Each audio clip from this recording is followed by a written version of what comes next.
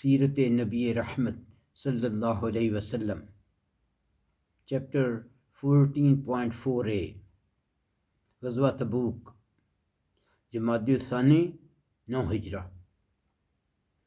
اس وقت سب سے بڑی فوجی طاقت روم کی تھی اور ان کی سرحد سے متصل عرب قبائل ان کے اعلیٰ کار تھے۔ جنگ موتا کا اثر یہ ہوا کہ عرب قبائل میں بتدریج روم سے آزادی اور مسلمانوں سے دوستی کے جذبات پیدا ہو گئے۔ یہ جذبات دن بدن فروغ پا رہے تھے۔ کیسر روم نے سوچا کہ مسلمانوں کی طاقت کو کچل دینا چاہیے تاکہ روم سے متصل عرب علاقوں میں فتنے اور ہنگامے پیدا نہ ہوں۔ اس مقصد کے لیے کیسر روم نے رومی اور اپنے ماتحت عیسائی غسانی قبائل کی ایک بہت بڑی فوج تیار کر لی تاکہ ایک فیصلہ کن جنگ کرے۔ رسول اکرم صلی اللہ علیہ وسلم کو رومیوں کے ان ارادوں کی خبر ملی اور مسلمانوں کو ہر وقت یہ فکر لاحق رہتی کہ رومی کسی وقت بھی ان پر حملہ آور ہو سکتے ہیں۔ اس فکر مندی کا اندازہ بخاری کی اس حدیث سے ہو سکتا ہے۔ حضرت عمر بن خطاب بیان فرماتے ہیں کہ میرا ایک انصاری دوست تھا، جب میں خدمت نبی میں موجود نہ ہوتا تو وہ میرے پاس خبر لاتا، اور جب وہ موجود نہ ہوتا تو میں اس کے پاس خبر لے کر جاتا۔ اس زمانے میں ہمیں یہ خطرہ لاحق تھا کہ غسانی ہم پر حملہ کرنے والے ہیں۔ ایک روز اچانک میرے انصاری دوست نے دروازے پر زور سے دستک دی اور بولا، کھولو کھولو۔ میں نے کہا، کیا غسانی آ گئے ہیں؟ اس نے کہا، نہیں، بلکہ اس سے بھی بڑی بات ہو گئی ہے۔ رسول اکرم صلی اللہ علیہ وسلم اپنی بیویوں سے علیحدہ ہو گئے ہیں۔ یہ 9 ہجری کی بات ہے جب رسول اکرم صلی اللہ علیہ وسلم نے اپنی بیویوں سے 1 ماہ علیحدگی اختیار کی تھی۔ پس واضح ہے کہ مسلمانوں کو رومیوں کے حملے کی ہر وقت بہت فکر رہتی تھی۔ یہ قدرتی بات ہے کہ رسول اکرم صلی اللہ علیہ وسلم نے بھی روم کے خلاف جنگ کی تیاری شروع کر دی۔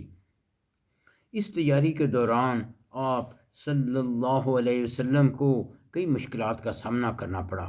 مثلا منافقین کو ہر جگہ پر شکست ہوئی تھی، لیکن پھر بھی ان کی ریشہ دوانیوں میں اضافہ ہوا، یہاں تک کہ انہوں نے مسلمانوں میں تفرقہ پیدا کرنے، اپنی سازشوں کو چھپانے اور مسلمان کے دشمنوں کو پناہ دینے کے لیے مسجد قباء کے قریب ایک مسجد درار بنائے اور رسول اکرم صلی اللہ علیہ وسلم سے درخواست کی کہ وہ اس میں نماز پڑھائیں۔ آپ صلی اللہ علیہ وسلم نے فرمایا کہ فی الحال میں تبوک کی لڑائی کے لیے تیاری کر رہا ہوں، واپسی پر نماز پڑھاؤں گا۔ لیکن اللہ تعالیٰ نے رسول اکرم صلی اللہ علیہ وسلم کو منافقین کے مقاصد سے آگاہ کر دیا۔ پس آپ صلی اللہ علیہ وسلم نے تبوک سے واپسی پر حضرت عامر بن سکن اور کچھ اور صحابہ کرام کو بھیج کر مسجد درار کو ڈھا دیا۔ اس واقعہ کی تفصیل سورہ توبہ آیت 107 اور 8 میں ہے۔ اور بعضے ایسے ہیں جنہوں نے ان اغراض کے لیے مسجد بنائی کہ اسلام کو ضرر پہنچا دیں اور اس میں بیٹھ کر کفر یعنی عداوت رسول کی باتیں کریں، اور اس کی وجہ سے ایمانداروں کے مجمع میں تفریق ڈالیں۔ اور یہ بھی غرض ہے کہ اس شخص کے قیام کا سامان کریں جو اس مسجد بنانے کے قبل سے اللہ اور رسول اللہ کا مخالف ہے۔ اس سے مراد ابو عامر راہب ہے۔ اور ان سے اگر پوچھو تو قسمیں کھا دیں گے کہ بجز بھلائی اور ہماری کچھ نیت نہیں، اور اللہ گواہ ہے کہ وہ اس دعوے میں بالکل جھوٹے ہیں۔ پس آپ اس میں کبھی نماز کے لیے کھڑے نہ ہوں۔ البتہ جس مسجد کی بنیاد اول دن سے تقوی اور اخلاص پر رکھی گئی ہے، جس سے مراد مسجد قباء ہے، اور وہ واقعی اس لائق ہے کہ آپ اس میں نماز کے لیے کھڑے ہوں۔ اس مسجد قباء میں ایسے اچھے آدمی ہیں کہ وہ خوب پاک ہونے کو پسند کرتے ہیں، اور اللہ تعالیٰ خوب پاک ہونے والوں کو پسند کرتا ہے۔ جنگ کی تیاری میں ایک بڑی مشکل یہ بھی تھی کہ ان دنوں سخت گرمی تھی اور لوگ تنگی اور قحط سالی میں مبتلا تھے۔ اس وقت پھل پک چکے تھے، لوگ پھلوں کو جمع کرنا چاہتے تھے، اس لیے فلف اور روانگی بڑی مشکل تھی۔ سورۃ توبہ آیت نمبر 81۔ پیچھے رہ جانے والے لوگ رسول اکرم صلی اللہ علیہ وسلم کے جانے کے بعد اپنے بیٹھے رہنے پر خوش ہیں۔ انہوں نے اللہ کی راہ میں اپنے مالوں اور اپنی جانوں سے جہاد کرنا ناپسند کیا، اور انہوں نے کہہ دیا کہ اس گرمی میں کوچ مت کرو۔ آپ صلی اللہ علیہ وسلم کہہ دیجئے، جہنم کی آگ گرمی میں سب سے زیادہ ہے، یعنی 70 گنا زیادہ ہے۔ کاش یہ لوگ سمجھتے ہوتے۔ کچھ منافقین جاسوسی اور شرارت کے لیے مسلمانوں کے ساتھ ہو لیے۔ سورۃ توبہ آیت نمبر 47۔ اور اگر وہ تمہارے ساتھ نکلتے تو تمہارے لیے خرابی کے سوا کچھ نہ بڑھاتے، بلکہ تمہارے درمیان خوب گھوڑے دوڑا دیتے اور تم میں بگاڑ ڈالنے کی تلاش میں رہتے، اور تم میں ان کے جاسوس ہیں، یا اس کے دوسرے معنی یہ ہیں ان کی بات ماننے والے خود تم میں بھولے بھالے مسلمان موجود ہیں، اور اللہ ظالموں کو خوب جانتا ہے۔ رسول اکرم صلی اللہ علیہ وسلم نے سب حالات کا گہرا مطالعہ کیا، اور آپ صلی اللہ علیہ وسلم نے فیصلہ کیا کہ اسرت و شدت کے باوجود رومیوں کی دارالاسلام کی طرف پیش قدمی سے پہلے ہی ہمیں خود ان کے علاقے اور حدود میں گھس کر ان کے خلاف ایک فیصلہ کن جنگ لڑنی ہے۔ جہاد، قتال اور صدقات کی ترغیب کے لیے سورۃ توبہ میں کئی آیت کریمہ نازل ہوئیں۔ سورۃ توبہ آیت 41۔ تم کوچ کرو چاہے نقل و حرکت تم پر بھاری ہو یا ہلکی، اور اپنے مالوں اور جانوں سے اللہ کی راہ میں جہاد کرو۔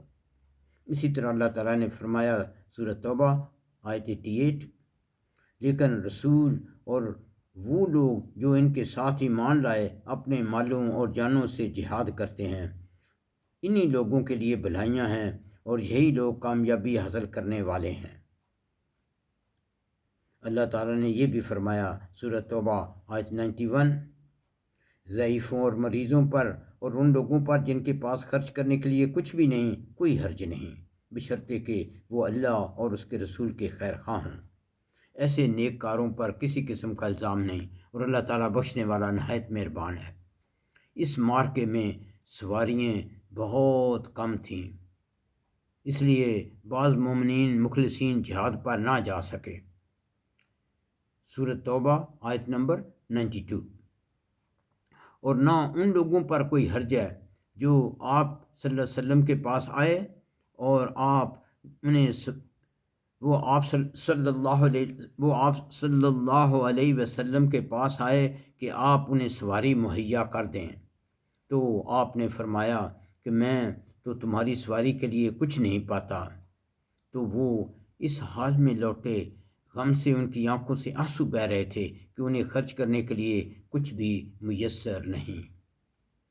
اس لیے رسول اکرم صلی اللہ علیہ وسلم نے اس معرکے کے سفر کے دوران جہاد میں شریک لوگوں سے فرمایا، تمہارے پیچھے مدینہ منورہ میں کچھ لوگ ایسے بھی ہیں کہ تم جس وادی کو بھی طے کرتے ہو اور جس راستے پر بھی چلتے ہو، تمہارے ساتھ وہ اجر میں برابر کے شریک ہیں۔ صحابہ کرام نے عرض کیا، یہ کیوں کر ہو سکتا ہے جبکہ وہ مدینہ میں بیٹھے ہیں؟ آپ صلی اللہ علیہ وسلم نے فرمایا، حسبہم اللہ العذر، یعنی عذر نے ان کو روک دیا ہے۔ یہ حدیث مسلم میں ہے۔ اس معرکے کے لیے صدقات۔ جب رسول اکرم صلی اللہ علیہ وسلم نے صدقات کے لیے کہا تو مسلمانوں نے ایک دوسرے سے سبقت لے جانے کی کوشش کی۔ مثلا حضرت عمر رضی اللہ عنہ نے آدھا مال صدقے میں دیا اور آدھا گھر والوں کے لیے چھوڑا۔ ان کا خیال تھا کہ اس بار میں انشاءاللہ حضرت ابو بکر سے سبقت لے جاؤں گا۔ تھوڑی دیر بعد حضرت ابو بکر اپنے صدقات لے کر آئے تو رسول اکرم صلی اللہ علیہ وسلم نے پوچھا کہ گھر میں کتنا چھوڑا ہے؟ حضرت ابو بکر صدیق رضی اللہ عنہ نے عرض کیا کہ گھر کے لیے اللہ اور اس کے رسول کافی ہیں، گھر کے لیے اللہ اور اس کے رسول کافی ہیں۔ یہ سن کر حضرت عمر نے فیصلہ کیا کہ میں آئندہ کبھی بھی حضرت ابو بکر سے مقابلہ نہ کروں گا۔ حضرت عثمان بن عفان نے ملک شام کے لیے ایک قافلہ تیار کیا تھا جس میں 200 اونٹ تھے اور ان کے پالان اور کچاوے اور تقریباً 29 کلو چاندی تھی۔ آپ نے یہ سب صدقہ کر دیا۔ اس کے بعد 100 اونٹ پالان اور کجاوے سمیت صدقہ کیا۔ اس کے بعد 1000 دینار تقریباً 500 کلو سونے کے سکے لے آئے اور رسول اکرم صلی اللہ علیہ وسلم کی جھولی میں ڈال دیے۔ رسول اکرم انہیں الٹتے جاتے تھے اور فرماتے جاتے تھے، آج کے بعد عثمان جو بھی کریں انہیں ضرر نہ ہوگا۔ یہ حدیث ترمذی میں ہے۔ اس کے بعد حضرت عثمان رضی اللہ عنہ نے پھر صدقہ کیا۔ ان کے کل صدقے کی مقدار نقدی کے علاوہ 900 اونٹ اور 100 گھوڑے ہو گئی۔ حضرت عبد الرحمن بن عوف نے تقریباً 29.5 کلو چاندی صدقہ کیا۔ حضرت عاصم بن عدی 13.5 ٹن کھجور لے کر آئے۔ اس طرح باقی صحابہ کرام نے بھی اپنی اپنی بساط کے مطابق صدقات پیش کیے۔ ایک صحابی کے پاس کچھ نہ تھا، اس نے دن بھر مزدوری کی، انہیں اجرت کے طور پر کچھ کھجوریں ملیں۔ انہوں نے آدھی کھجوریں گھر والوں کو دیں اور آدھی صدقہ کے طور پر پیش کیں۔ رسول اکرم صلی اللہ علیہ وسلم کے پاس بیٹھے ہوئے منافقین نے اس صحابی کا مذاق اڑاتے ہوئے کہا کہ یہ مٹھی پر کھجوریں کیسے روم کو فتح کر لیں گی؟ رسول اکرم صلی اللہ علیہ وسلم نے فرمایا کہ یہ کھجوریں ان صدقات کے انباروں پر بکھیرو، ان صدقات میں ان کھجوروں کی وجہ سے برکت پیدا ہوگی۔ اللہ تعالیٰ نے اس بارے میں فرمایا، سورۃ توبہ آیت نمبر 79، جو لوگ مسلمانوں پر طعنہ زنی کرتے ہیں، جو خوشی سے خیرات کرتے ہیں، اور ان لوگوں پر جنہیں سوائے اپنی مزدوری کے اور کچھ میسر نہیں، یہ ان کا مذاق اڑاتے ہیں، اللہ بھی ان کا مذاق اڑاتا ہے اور انہی کے لیے دردناک عذاب ہے۔ اس لشکر کی مدینہ سے روانگی، اسلامی لشکر کی مدینہ سے روانگی۔ رسول اکرم صلی اللہ علیہ وسلم نے حضرت محمد بن مسلمہ کو مدینہ کا انچارج مقرر کیا اور حضرت علی کو اپنے اہل و عیال کی دیکھ بھال کے لیے مدینہ رہنے کا حکم دیا۔ اس پر منافقین نے حضرت علی پر طعنہ زنی کی، اس لیے حضرت علی بھی رسول اکرم صلی اللہ علیہ وسلم سے جا ملے، لیکن رسول اکرم نے انہیں واپس مدینہ بھیج دیا اور فرمایا کہ کیا تم اس بات سے راضی نہیں؟ مجھ سے تجھ کو وہی نسبت ہو جو حضرت موسیٰ علیہ السلام سے حضرت ہارون علیہ السلام کو تھی، البتہ میرے بعد کوئی نبی نہ ہوگا۔ اسلامی لشکر 30,000 تھا، اونٹ کافی نہ تھے۔ 18 آدمیوں کے لیے ایک اونٹ تھا جس پر یہ لوگ باری باری سوار ہوتے تھے۔ صدقات کے باوجود اس لمبے سفر کے لیے کھانا بہت کم تھا۔ کھانے کے لیے بعض اوقات درختوں کے پتے استعمال کرنے پڑتے تھے جس سے اونٹوں میں ورم آ جاتا تھا۔ مجبوراً کچھ اونٹوں کو ذبح کرنا پڑا تاکہ اس کے معدے اور آنتوں کے اندر جمع شدہ پانی اور تری پی جا سکے، اس لیے اس کا نام جیش اسرت تنگی کا لشکر پڑ گیا۔ راستے میں رسول اکرم صلی اللہ علیہ وسلم نے زور اور عصر کی نمازوں کو اکٹھا پڑھا اور مغرب اور عشاء کی نمازوں کو اکٹھا پڑھا۔ کبھی آپ نے جمع تقدیم کی، یعنی زور اور عصر دونوں زور کے وقت اور مغرب اور عشاء دونوں مغرب کے وقت پڑھی، اور کبھی آپ نے جمع تاخیر کی، یعنی زور اور عصر دونوں عصر کے وقت میں اور مغرب اور عشاء دونوں عشاء کے وقت میں پڑھی۔ لیکن تبوک میں قیام کے دوران آپ نے سب نمازیں قصر کیں اور اپنے اپنے وقت پر پڑھیں۔ واضح ہو کہ آپ صلی اللہ علیہ وسلم کا مدینہ سے مکہ کے سفر کے دوران اور فتح مکہ کے وقت مکہ میں قیام کے دوران بھی یہی معمول تھا۔ راستے میں لشکر کو پانی کی قلت کا سامنا کرنا پڑا اور لوگوں نے آپ سے پانی کی قلت کی شکایت کی۔ رسول اکرم صلی اللہ علیہ وسلم نے دعا کی، اللہ تعالیٰ نے بادل بھیجے اور خوب بارش ہوئی اور لوگوں کی ضروریات سے وافر پانی مل گیا، جس سے لوگ خوش ہوئے۔ لیکن بعض منافقین نے کہا یہ بارش فلاں ستارے کی وجہ سے ہوئی ہے۔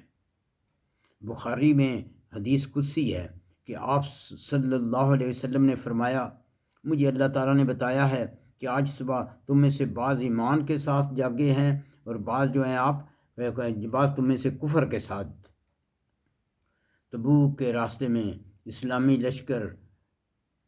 لشکر کا قوم سمود کی وادی القرا سے گزر ہوا،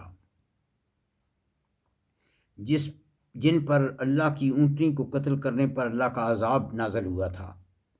لوگوں نے وہاں کے کنویں سے پانی لیا، لیکن آپ نے فرمایا کہ یہ پانی نہ تو پینے کے لیے استعمال کرو نہ وضو کے لیے، جو آٹا اس پانی سے گوندا ہے وہ جانوروں کو کھلا دو۔ بخاری میں ہے آپ نے اس جگہ اپنا سر کپڑے سے لپیٹ لیا اور سر جھکا لیا۔ آپ اپنی سواری کو تیز کر کے اللہ کے عذاب سے ڈرتے ڈرتے وہاں سے جلدی سے نکل گئے۔ صحابہ کو ہدایت کی کہ ان کے گھروں میں داخل نہ ہونا، مگر روتے ہوئے، کہیں تم پر بھی ایسی مصیبت نہ آن پڑے جو ان پر آئی تھی۔ مسلم میں ہے جب آپ تبوک کے قریب پہنچے تو آپ نے فرمایا، کل انشاءاللہ تم لوگ تبوک کے چشمے پر پہنچ جاؤ گے۔ آپ نے ہدایت کی کہ جو شخص وہاں پہنچے وہ اس چشمے کے پانی کو ہاتھ نہ لگائے یہاں تک کہ میں وہاں آ جاؤں۔ لیکن 2 لوگوں نے غلطی کی۔ پھر رسول اکرم صلی اللہ علیہ وسلم نے اس چشمے سے تھوڑا سا پانی لیا، اس سے منہ میں غرارہ کر کے واپس چشمے میں ڈال دیا۔ معجزے کے طور پر چشمہ پانی سے بھر گیا اور صحابہ کرام کی سب ضروریات پوری ہو گئیں۔ پھر رسول اکرم صلی اللہ علیہ وسلم نے حضرت معاذ سے کہا، اے معاذ، اگر تمہاری زندگی دراز ہوئی تو تم اس مقام کو باغات سے ہرا بھرا دیکھو گے۔ اسلامی لشکر تبوک میں 20 دن رہا۔ روم اور اس کے حلیف مسلمانوں سے ڈر گئے اور انہیں لڑائی کی ہمت نہ ہوئی اور اپنے مختلف شہروں میں منتشر ہو گئے۔ رسول اکرم صلی اللہ علیہ وسلم نے تبوک میں قیام کے دوران ہر روز بہت فصیح و بلیغ خطبات دیے۔ مسلم میں ہے آپ نے فرمایا کہ مجھے 5 چیزیں ایسی عطا کی گئی ہیں جو مجھ سے پہلے کسی نبی کو نہیں دی گئیں۔ نمبر 1، دشمن کے دل میں 1 مہینے کی مسافت پر میرا رعب ڈال کر میری مدد کی گئی ہے۔ واضح ہو کہ مدینہ سے تبوک کا سفر 1 ماہ کا ہے۔ نمبر 2، میں سب بنی نو انسان کے لیے بھیجا گیا ہوں۔ نمبر 3، میری امت کے لیے مال غنیمت حلال کر دیا گیا ہے۔ نمبر 4، ساری زمین کو میری امت کے لیے مسجد بنا دیا گیا ہے۔ نمبر 5، اللہ تعالیٰ نے ہر نبی کی ایک خاص دعا قبول فرمائی، میں نے یہ دعا قیامت کے دن کے لیے بچا رکھی ہے۔ میں اس روز شفاعت کروں گا اور جس نے میری امت سے کلمہ شہادت پڑھا وہ بالآخر انشاءاللہ جنت میں داخل ہوگا۔ تبوک میں قیام کے دوران ایک بار آپ کو وضو میں دیر ہو گئی۔ حضرت عبد الرحمن بن عوف نے نماز پڑھانی شروع کر دی۔ رسول اکرم صلی اللہ علیہ وسلم نے 1 رکعت نماز حضرت عبد الرحمن بن عوف کی امامت میں ادا کی۔ یہ شرف صرف حضرت عبد الرحمن بن عوف کو ملا۔ واضح ہو کہ آپ کی آخری بیماری کے دوران جب آپ نماز کے لیے مسجد نبوی تشریف لائے تو حضرت ابوبکر رضی اللہ عنہ پیچھے ہٹ گئے تھے اور رسول اکرم صلی اللہ علیہ وسلم نے بیٹھ کر نماز پڑھائی تھی۔ واضح ہو کہ تبوک میں قیام کے دوران ایک نوجوان حضرت عبداللہ ذی البجدین کی وفات ہوئی۔ اس کی تفصیل یہ ہے، یہ نوجوان اپنے چچا کے در سے اسلام قبول نہ کر سکا۔ فتح مکہ کے بعد اس نے اپنے چچا سے کہا کہ میں اب ضرور اسلام قبول کروں گا۔ چچا نے اس کے کپڑے تک لے لیے۔ اس کی ماں نے اسے تن ڈھانکنے کے لیے ایک کمبل دیا۔ انہوں نے کمبل پھاڑ کر آدھے کا تہمت بنایا اور آدھا اوپر لیا اور مدینہ پہنچے، اور پھر رسول اکرم صلی اللہ علیہ وسلم کے ساتھ تبوک روانہ ہو گئے۔ عبداللہ بھائی کو بخار آنے سے تبوک میں ان کا انتقال ہو گیا۔ رات کی تاریکی میں تدفین ہوئی۔ حضرت بلال چراغ اٹھائے ہوئے تھے۔ رسول اکرم صلی اللہ علیہ وسلم خود قبر میں اترے اور حضرت ابوبکر اور حضرت عمر ان کے ساتھ تھے۔ آپ نے ان دونوں سے فرمایا، اپنے بھائی کا ادب ملحوظ رکھو۔ حضور اکرم صلی اللہ علیہ وسلم نے اپنے ہاتھوں سے اینٹیں رکھیں، پھر یہ دعا کی، یا اللہ، آج کی شام تک میں اس سے راضی رہا ہوں، تو بھی اس سے راضی رہ۔ یا اللہ، آج کی شام تک میں اس سے راضی رہا ہوں، تو بھی اس سے راضی ہو۔ یہ سما دیکھ کر عبداللہ بن مسعود نے حسرت سے فرمایا، کاش اس قبر میں دبایا جاتا۔ ربنا تقبل منا انک انت السمیع العلیم وتب علینا انک انت التواب الرحیم۔